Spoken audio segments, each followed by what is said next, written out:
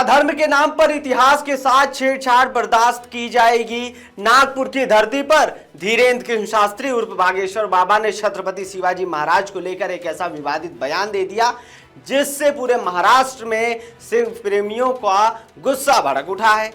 Sambhaji brigade के और मराठा सेवा संघ इन दोनों ने मिलकर आज सड़कों पर उतरकर भोंदू बागेश्वर बाबा के खिलाफ मोर्चा खोल दिया है। नमस्कार, मेरा नाम है पीयूष तिवारी और आप देखना शुरू कर चुके हैं नवभारत लाइव। आज सवाल उस ऐतिहासिक पाप का है जिसने करोड़ों लोगों की भावनाओं को ठेस पहुंचाई है। जी हां, नागपुर का छत्रपति चौक आज नारों से गूंज उठा। संभाजी ब्रिगेड के कार्यकर्ताओं ने बागेश्वर बाबा के पोस्टर फाड़कर अपना विरोध प्रकट किए हैं।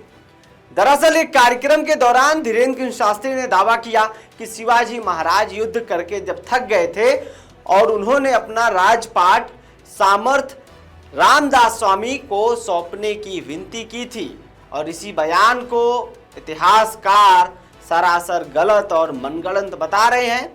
प्रताप पाटले के नेतृत्व में आंदोलनकारियों ने मांग की है कि ऐसे भोंदू को तत्काल गिरफ्तार किया जाए।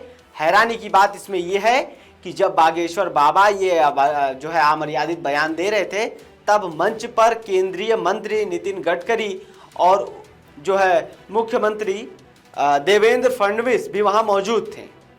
अब विपक्ष ने इसे ऐतिहासिक पाप करार दिया है।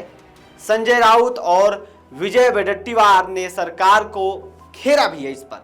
वहीं रोहित पवार ने बागेश्वर बाबा को महाराष्ट्र में बैन करने की भी मांग कर डाली है। शिवाजी प्रेमी पूछ रहे हैं कि महाराज के अपमान पर सत्ता में बैठे लोग खामोश क्यों हैं? खैर, इस पूरे मामले पर हमारे पास कुछ लोगों के बाइट्स आई हुई हैं। सबसे पहले आप इन सभी बाइटों को सुनिए।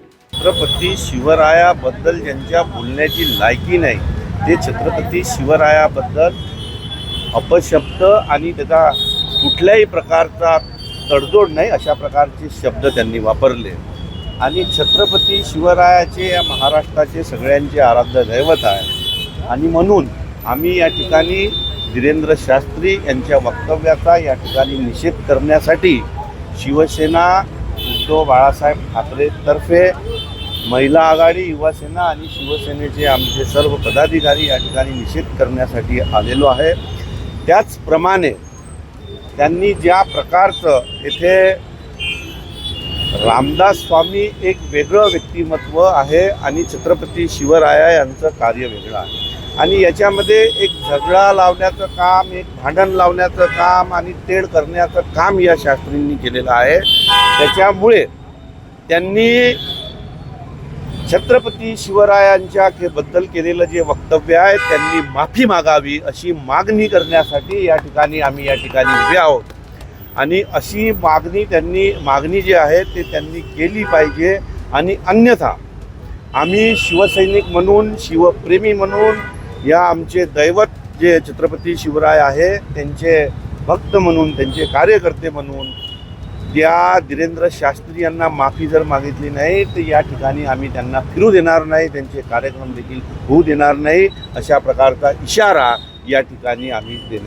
देण्यासाठी या ठिकाणी एकत्र आलेलो आहोत। आंदोलनाचा उद्देश जे वक्तव्य धीरेंद्र शास्त्री यांनी केलं आहे, महाराष्ट्राचा आराध्य दैवत श्रीमंत छत्रपती शिवाजी महाराज यांच्याबद्दल इतिहासाची माहिती न घेता एक चुकीचं वक्तव्य एका संतांनी करणं हे अतिशय म्हणजे घृणास्पद गोष्ट आहे। जर का आपल्याला थोर पुरुषांची माहिती नसेल तर आपण कोणाबद्दल बोलू नाही आणि तोही एक संत व्यक्ती महाराजांबद्दल असे चुकीचे शब्द वापरतोय हा फार निषेधार्थ आहे आणि शिवसेनेच्या वतीने आम्ही इथं आज त्यांचा निषेध प्रकट करतोय। धीरेंद्र शास्त्री यांनी महाराष्ट्राचे आराध्य दैवत श्रीमंत छत्रपती शिवाजी महाराज यांच्याबद्दल जे वक्तव्य केलं आहे त्याची त्यांनी जाहीर माफी मागावी आणि या महाराष्ट्राची माफी मागावी। आजचा ट्रेंड होऊन गेला आहे, कोणी उठतं छत्रपती शिवाजी महाराजबद्दल बोलतं। TRP कमवायचा हा सगळ्यात सोपा, लोकांनी महाराजांना TRPचा एक हे बनवून ठेवलं आहे, हे महाराष्ट्र कदापि सहन करणार नाही।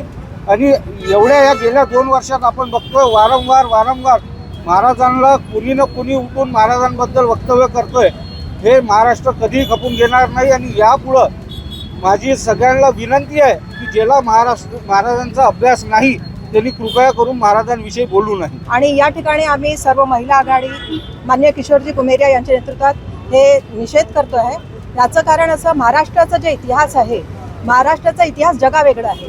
इथे संतांची पवित्र वाणी आहे, तर शिवाजी महाराजांचं शौर्य इथे आहे, आंबेडकरांची विद्वत्ता या ठिकाणी आहे. आणि असं भरपूर सर्व विद्वत्तेने लखलखलेल्या या महाराष्ट्र भूमीचा इतिहास छेडण्याचं काम या धीरेन शास्त्रीने केलेलं आहे. आणि या धीरेन शास्त्रीने जे शिवाजी महाराजांबद्दल म्हटलं त्याच्यावर आपले मुख्यमंत्री म्हणतात की हे जे लघुकथा आहे, अशा लघुकथाबद्दल त्यांचा आधार घेऊन धीरेन शास्त्री म्हणतात. तर मला मुख्यमंत्री साहेबांना सांगायचं आहे की पौराणिक आणि ऐतिहासिक या दोन गोष्टींमध्ये फरक असतो. पौराणिकमध्ये लघुकथा मांडल्या जाते, जर इतिहासामध्ये लघुकथा जर घेतल्या तर ते इतिहास राहणार नाही. अशा प्रकारे यांनी इतिहासाचं जे छेडण्याचं काम केलेलं आहे. धीरेन शास्त्रीच्या भाषेमध्ये, अगर महाराष्ट्र के इतिहास को छेडोगे तो तुम्हें छोडेंगे नहीं, ये इशारा आज आमच्या शिवसेनेच्या वतीने धीरेन शास्त्री यांना देण्यात येत आहे. छत्रपति शिवाजी महाराज ना कभी थके थे और ना ही कभी झुके थे। इतिहास की गलत व्याख्या करके अपनी दुकान चलाने वालों के खिलाफ अब महाराष्ट्र एक हो चुका है। संभाजी ब्रिगेड का कहना है कि वे बागेश्वर बाबा को मिलकर इसका कड़ा विरोध जताएंगे। और क्या आपको लगता है कि बागेश्वर बाबा पर एफआईआर दर्ज होना चाहिए? आप अपनी राय हमें कमेंट बॉक्स में जरूर लिखकर बताएं। फिलहाल देश और दुनिया की तमाम बड़ी खबरों से जुड़े रहने के लिए आप भी बने रहिए नव भारत लाइव के साथ। बहुत बहुत शुक्रिया।